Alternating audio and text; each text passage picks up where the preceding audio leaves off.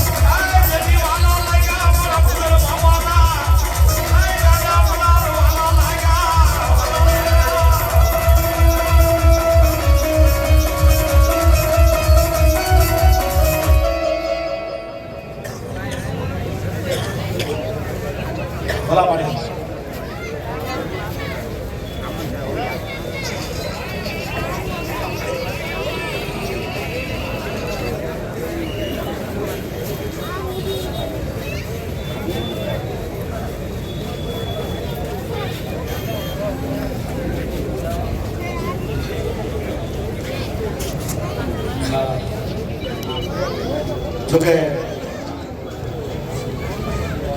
રાજરાજેશ્વરી આઈ માં ભગવતી વિસાવાડાના જુગ ઝાડવેથી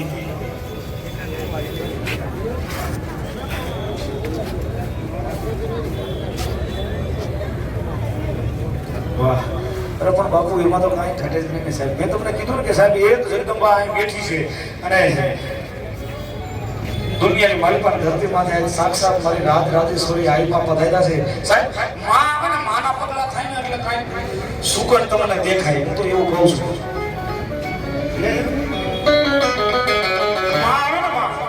સાહેબ હું તો કાયમના મને કહું છું આ ધક્કા મારી મેલડી સાહેબ અહીંથી ઉતરે ને એટલે મને અહીંથી ખબર પડે છે મોનલ મુખી નાગની બની અને આવે હો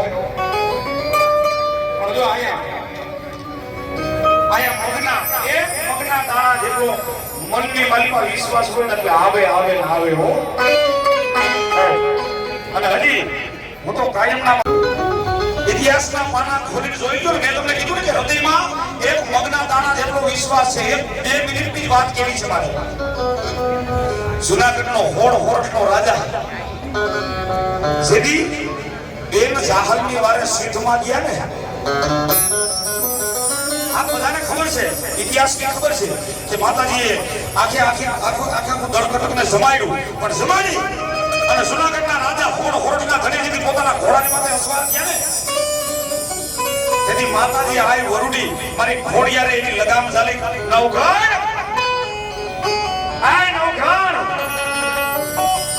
હું માં કહું છું ખાલી સાંભળજો 5 મિનિટ માં વિશે મારે બોલવું છે કારણ કે જે પીસાવાડાથી માં ભગવતી આઈ સુધી આવ્યા છે ને એક એનો જીવતો જાગતો આજનો પરચો કહું છું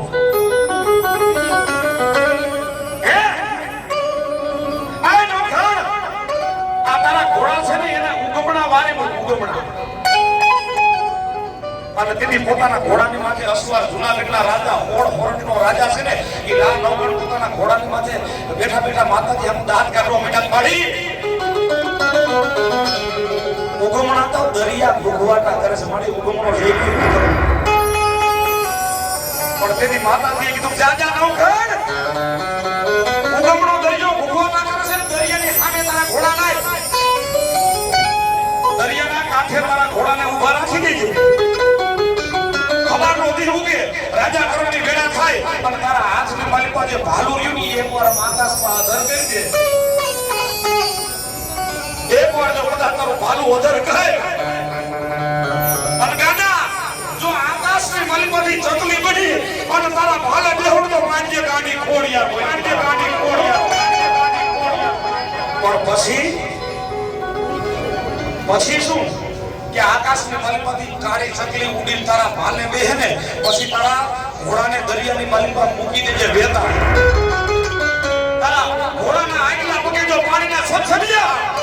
ઓર વાહના પગે જો ઘોડાની જંગલી ઉડાડું ને તો માનજે કોક ચારણની આગ બોલી દેવા ચારણની આગ સાહેબ જેની ઈ જ પિક્ચરનું શૂટિંગ થતું હતું ને સાહેબ, ઈ જ પિક્ચરનું શૂટિંગ આજથી 45 વર્ષ થયા. ઈ જ દરિયાના કાંઠે ઘોડા, ઈ જ ભૂપેન્દ્ર ત્રિવેદી સાહેબ. સાંભળજો, આ સત્ય ઘટનાની છે.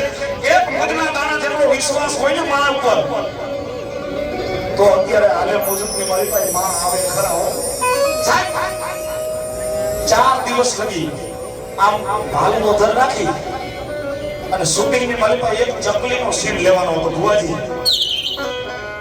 4 દિવસ લગી, 8 દિવસ લગી રાહ જોઈ પણ ઉડી ચકલી નો આવી. ત્યારે પ્રોડ્યુસરે કીધું કે હવે આપણે એક કામ કરો, પ્લાસ્ટિકની ચકલી મૂકી દઈ અને એટલો સીન લઈ લી. જેની સાહેબ ભૂપેન્દ્ર ત્રિવેદી એક આ ભારત ભૂમિનો એક અભિનેતા બોલ્યો હતો કે સાહેબ નો બને.